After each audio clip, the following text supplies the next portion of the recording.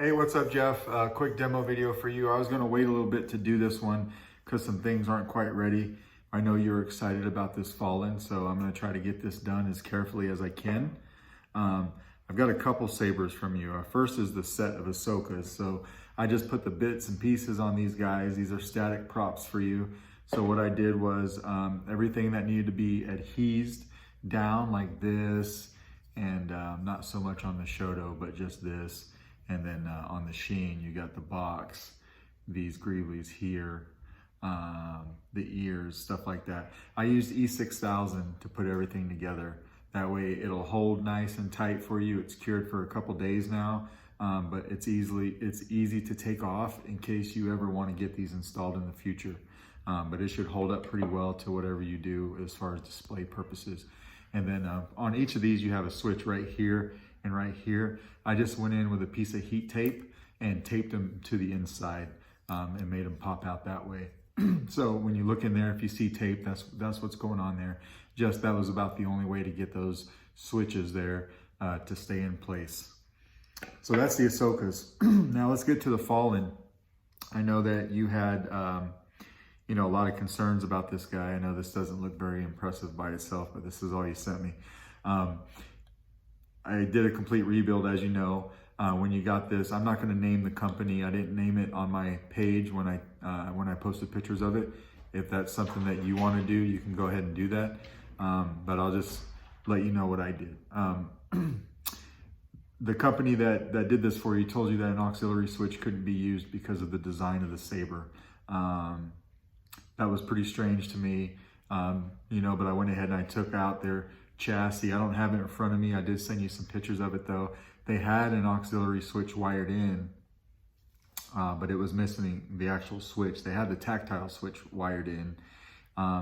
They had wired it to the board previously because I saw the solder pad had been soldered to, but then they took it off and actually soldered it over to the activation pad and then redid your configuration for a one button setup.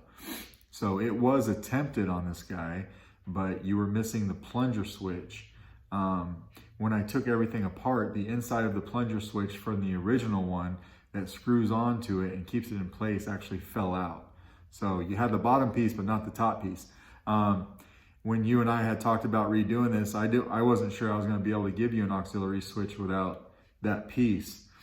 So we had agreed on a one button setup, but I had sat on this for a few days because I wasn't happy with that and kind of racked my brain about what I could do.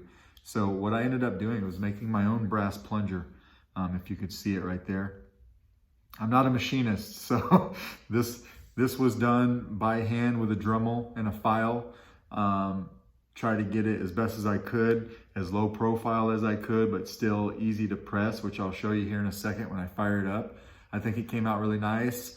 I did have to put just a tad bit of JB weld on the bottom of this plunger, and I'm currently JB welding it to the switch or to the tactile switch on the inside. It's not fully cured yet. It's cured enough to where I think I can get through this video okay. And then I'm probably gonna let it sit overnight before I even think about boxing anything up. I just wanna make sure that it gets on there because it was just barely touching it. So that's what we got there. We got your auxiliary switch there. We've got your activation switch here, which it keeps itself up. There is a little bit of play in it, but because of the size of the tactile switches that I use the same size for both the activation and the auxiliary. So you can see just a little bit of play there before it engages, but it's not falling out on you. It's got a flat disc on the inside that keeps that thing in place, and then I screwed it all the way down. I did reuse your pin connector. I did reuse your speaker and your board. I just took everything out, I cleaned everything off, and I resoldered everything because the wiring was a silicone wire and it's not very good. So whenever I can, not whenever I can, always, I always use PTFE wire. So it's a game changer on these guys. You don't want to use silicone if you can get away, if you can help it.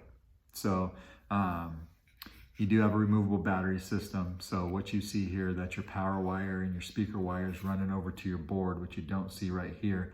But there is a wire channel that I modeled into this chassis, so the battery sits on top of it, and that's actually in a channel that you'll get to see better when you have it in person. Your spring side is going to be your negative side of your battery. You get 28 millimeter KR Sabres bass speaker, and then like I said, everything here was on the back side cleaned up and completely rewired. So let's throw a battery in it. I'm just trying to be extremely careful of that aux pin. Having a good time, BD? So this is all I've got to demo for you because this is all you sent me, but we'll go ahead and do it, right? So activation.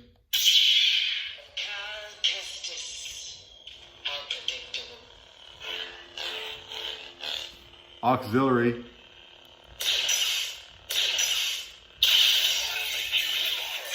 We're going to turn it off real quick.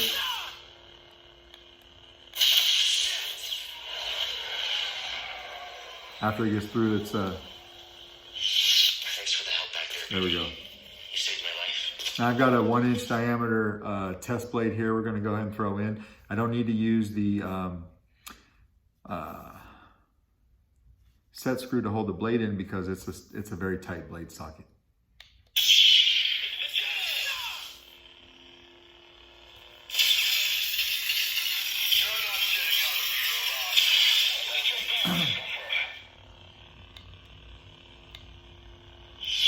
Thanks for the help back there, BD.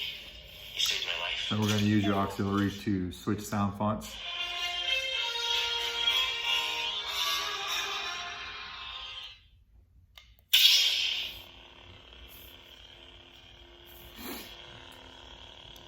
Auxiliary. We'll turn it off. Switch sound fonts again with your auxiliary.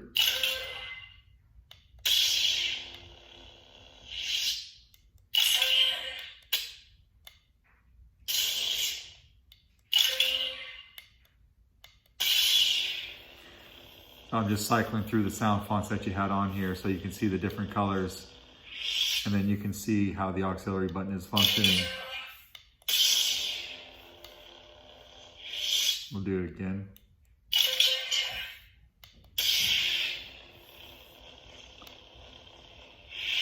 So as you can see, everything's working really well on this guy. It's nice and solid.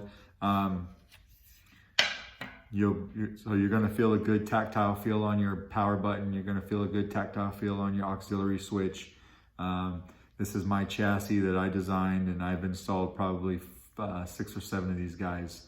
You know, so I've got, I did put Fallen Order on one side, and then on the other side is just my company name.